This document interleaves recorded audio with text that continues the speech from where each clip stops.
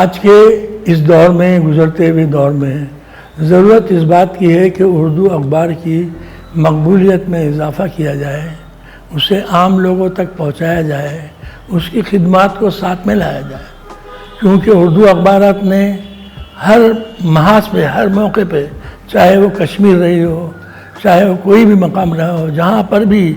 مطلب مشکل دور اور مشکل حالات کا سامنا آیا ہے،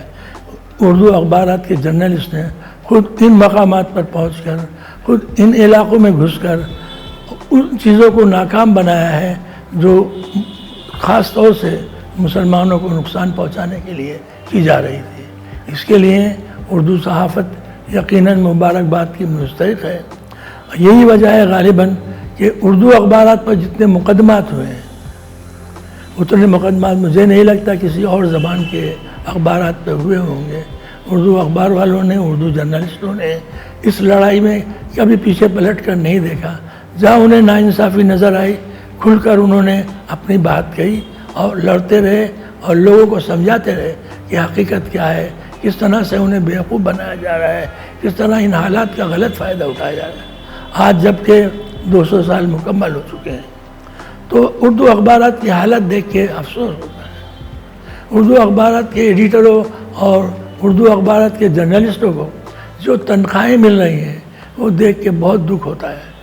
کہ اتنی سی تنخواہ میں کس طرح سے بیچارے اپنا گزر کرتے ہوں گے، کس طرح سے وہ حالات کا مقابلہ کرتے ہوں گے۔ تو ضرورت اس بات کی ہے کہ اردو اخبارات کے جو